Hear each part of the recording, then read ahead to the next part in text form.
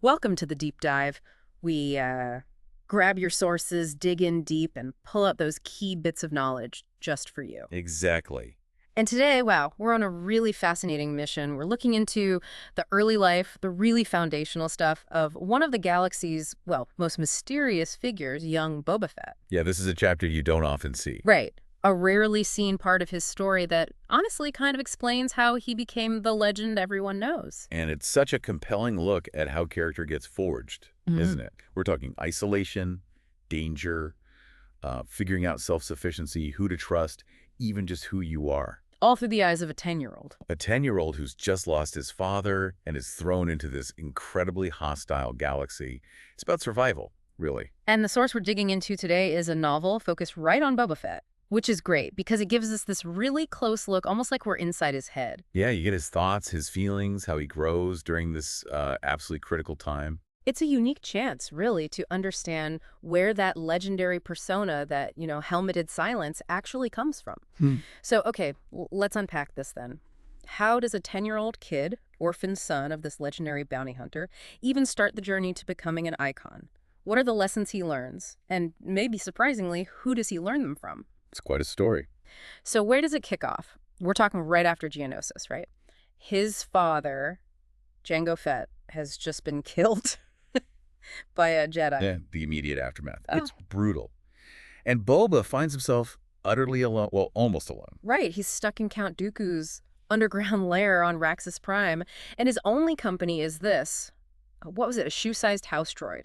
That's it. Imagine that isolation for a kid who's just seen his father die. Yeah. It's profound. It's devastating. In this isolation, it's not just, scenery. It's the immediate testing ground for everything Jango taught him.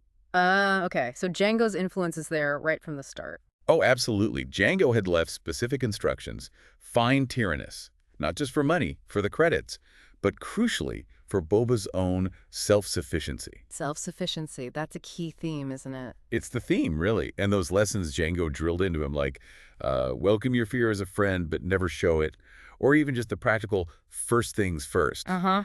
Suddenly, they're not just words. They're survival tools he has to use right now. It's learning by fire. And complicating things even more, Boba didn't actually find Dooku himself, did he? No, that's right. Dooku sent Aurra Sing. The bounty hunter. Not exactly a nurturing figure. Not at all. She brings Boba to the hideout, but then she takes his ship, Slave Eye, as payment. Ouch. Jango's ship. His inheritance, really. Exactly. So Boba's left stranded, confused, shipless, with no idea why he's really there. And the place itself, Dooku's lair, it sounds pretty grim. Yeah, the novel calls it ramshackle, thrown together, Yeah. like it's not meant to last, a temporary setup. Which just adds to the instability, the danger. So, okay, Boba's there, he's confused, he needs answers. What does he do? He's 10, but he's Jango Fett's son. Right. He doesn't just sit around. He starts exploring, Yeah. trying to figure things out himself. And he finds some weird stuff. Mysterious equipment, strange noises. Yeah, the place is clearly not just some simple bunker. And then he finds the window. Ah, the window. This is interesting. It looks out onto this beautiful scene, right? A lake, woods, blue sky. Which would be lovely, except Except they're on Raxus Prime. the galaxy's junkyard, famous for being incredibly toxic, foul and filthy, as the book says.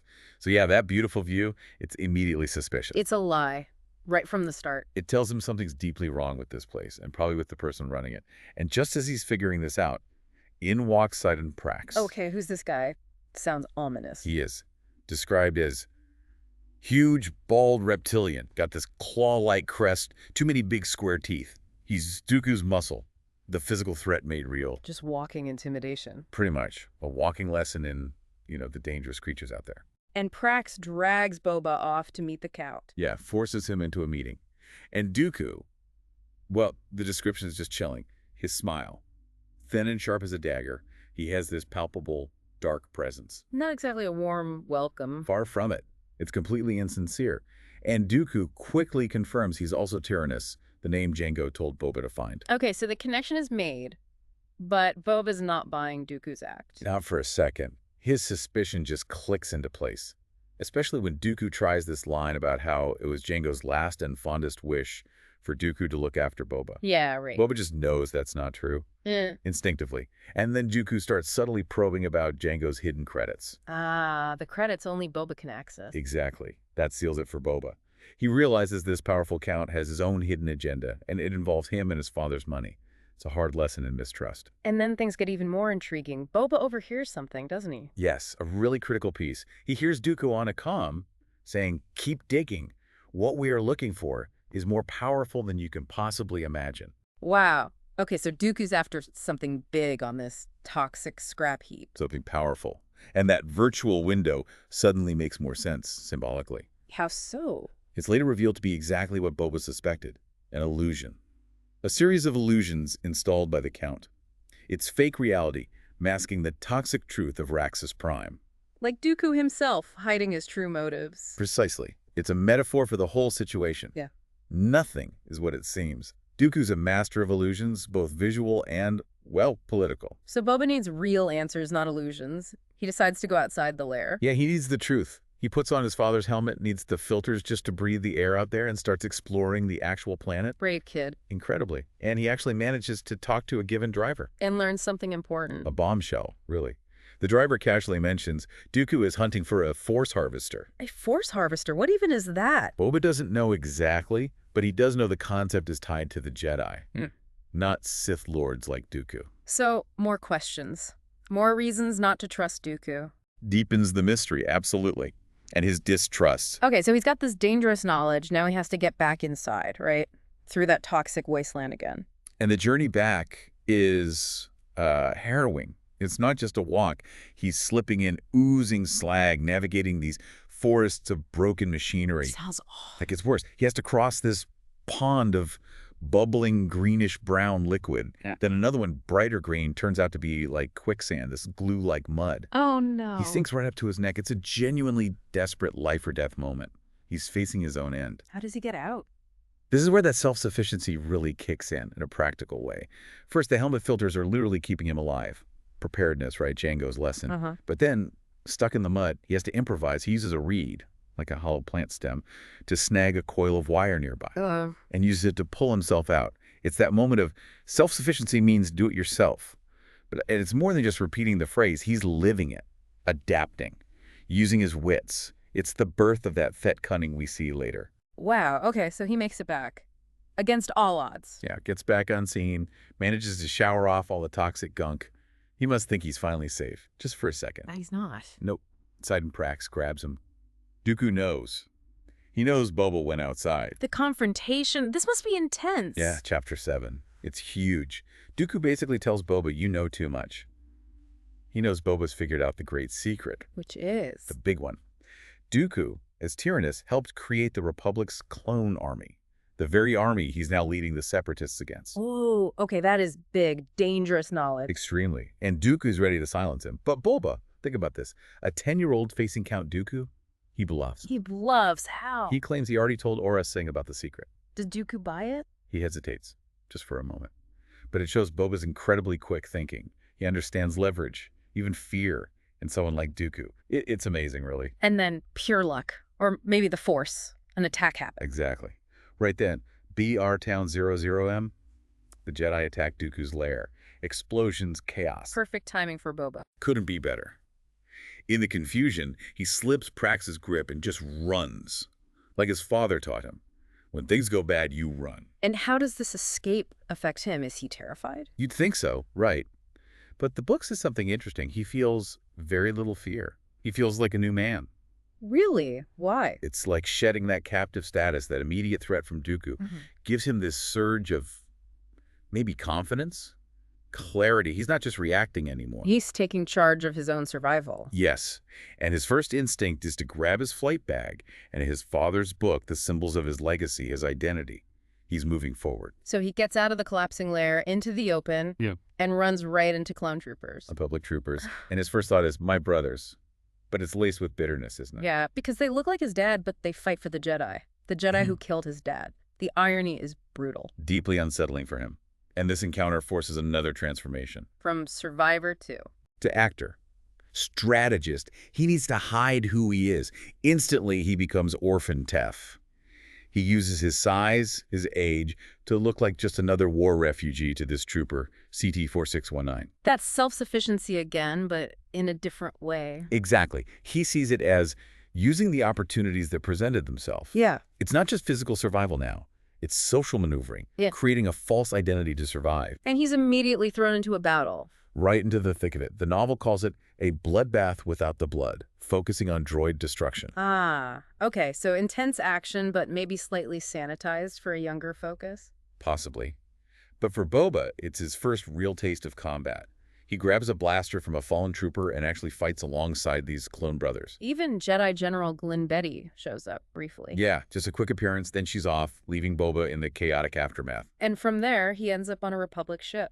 Yes, the Acclamator-class troopship, the Candaceri, which is described as just massive, like a city floating in space. Must be overwhelming. And probably deeply unnerving. He's surrounded by thousands of faces identical to his father's.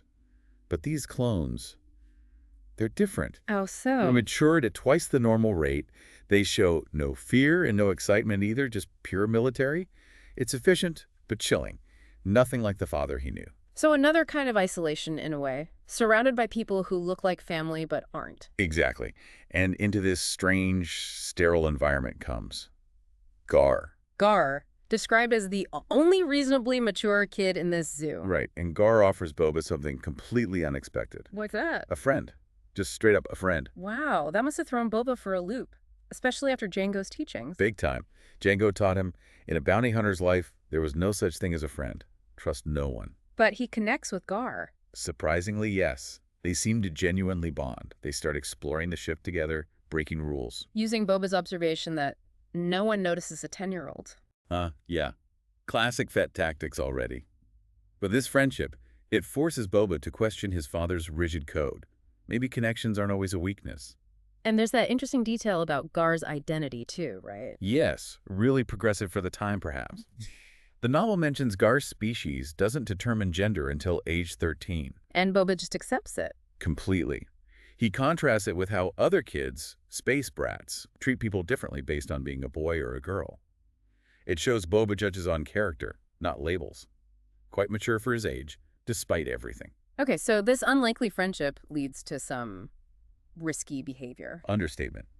They decide to take a spacewalk outside the ship to get a look at the bridge. Just casually strolling in space, how? With safety lines and mag soles on their boots.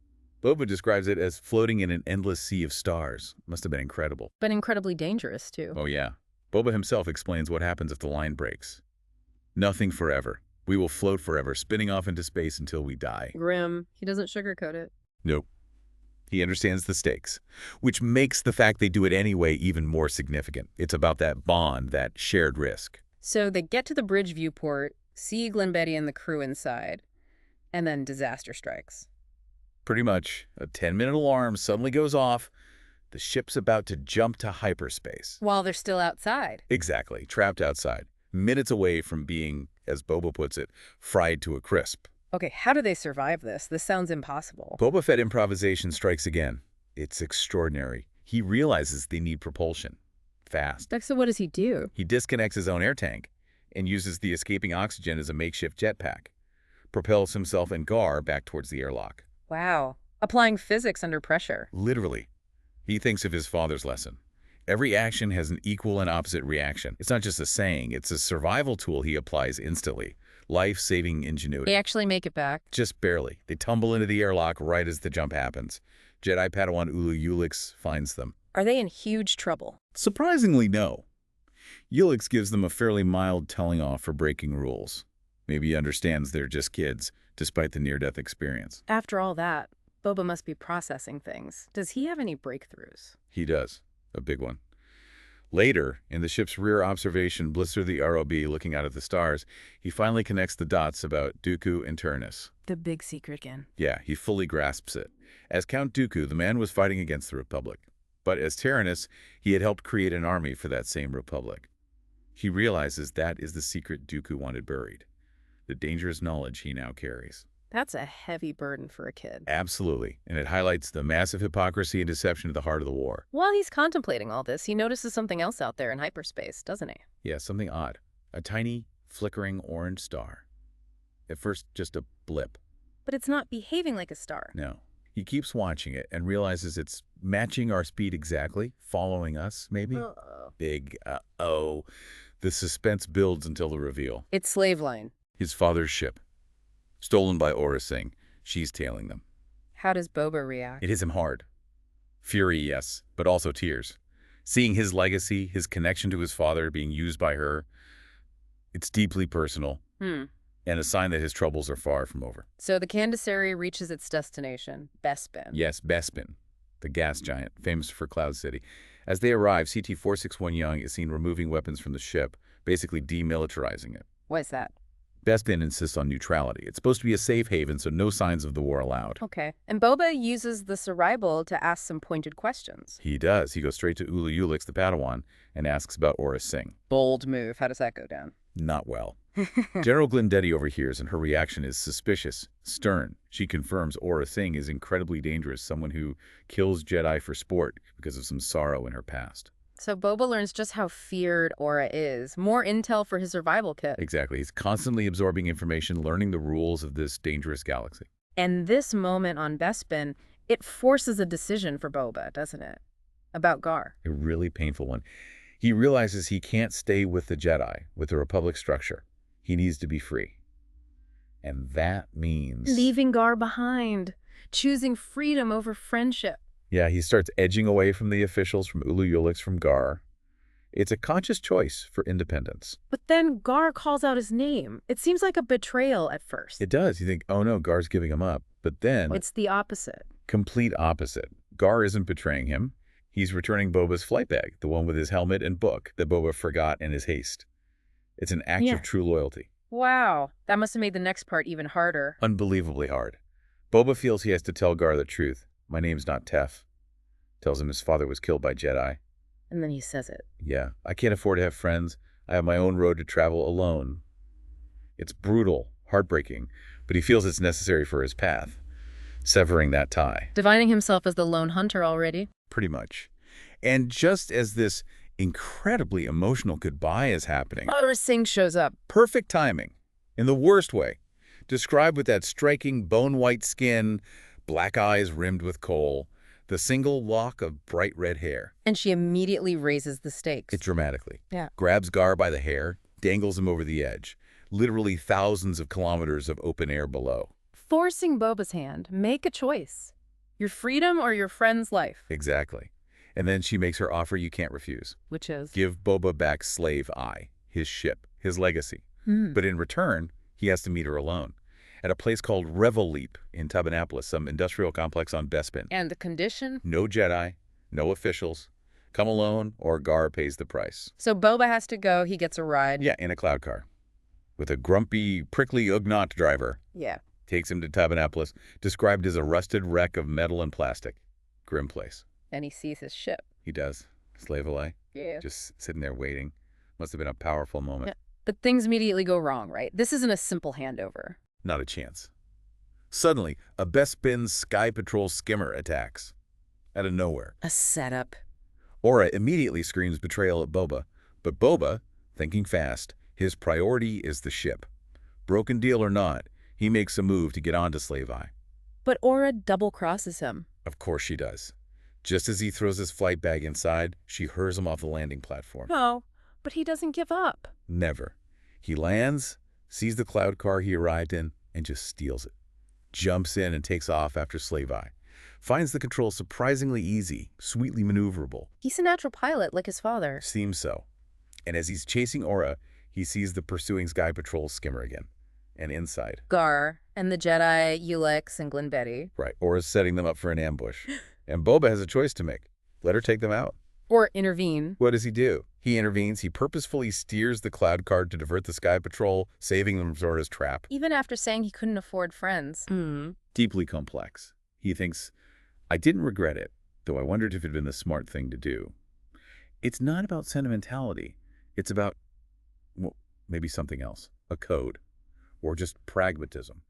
Hard to say. And then the big move, getting back onto his ship. The really daring part.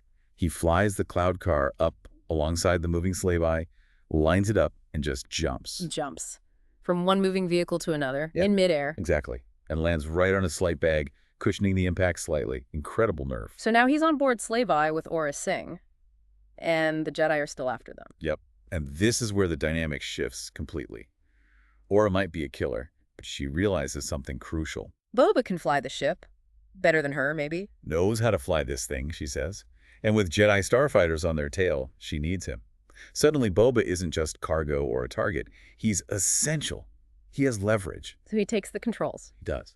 And makes an incredibly bold move. Maybe reckless, but effective. What does he do? Flies them straight into a monster storm, one of Bespin's huge atmospheric tempests.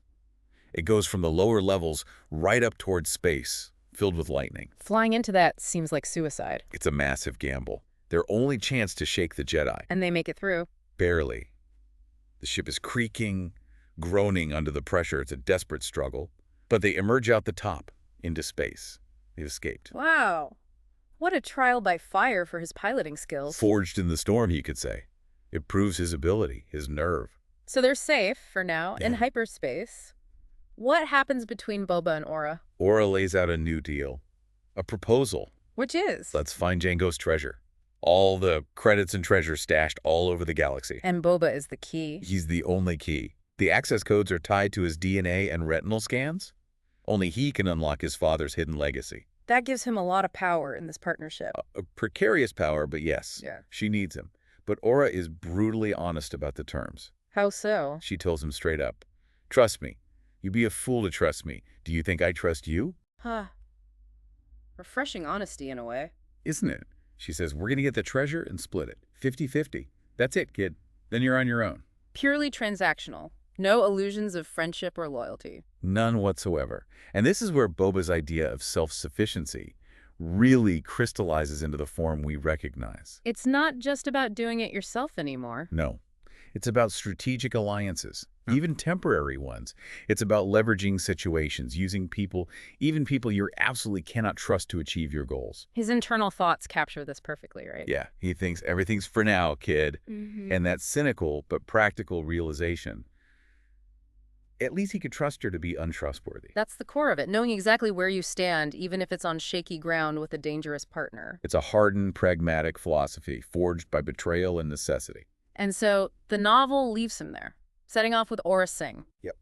Young Boba Fett, back in control of slave Assurs, heading into hyperspace with a killer bounty hunter, chasing his father's legacy, but knowing, absolutely knowing, he has to remain on guard every single second. The journey has truly begun. What an incredible arc we've just traced. From that lost, grieving boy in Dooku's lair to this incredibly cunning, self-reliant, almost chillingly pragmatic young hunter in the making. He's had to learn and adapt at lightning speed. Absolutely. All those experiences, the betrayals like Dooku's, maybe even Garr's perceived betrayal initially. Yeah. Then the unexpected connection with Garr, the constant danger, the escapes. They didn't just teach him skills. They fundamentally shaped who he is. It's like his father's lessons, Valor, no friends, got thrown into a blender with Boba's own raw survival instinct and adaptability. And what came out is this unique figure, someone who can navigate the galaxy's underworld, trust no one completely, yet still form necessary temporary alliances. Yes. Someone built to survive. But, at what cost? That's the lingering question, isn't it? So thinking about Boba's path, it makes you wonder.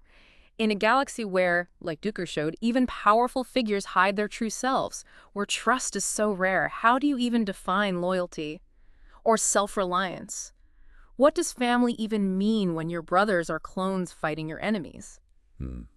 That's a deep thought. And it brings up another point Dooku inadvertently made. Knowledge and secrets are power. In a world full of illusions and hidden motives, where the person saving you might also be the one trying to use you, like Aurra. How do you navigate that? How do you know who to trust, even for a moment? It's a constant calculation, isn't it?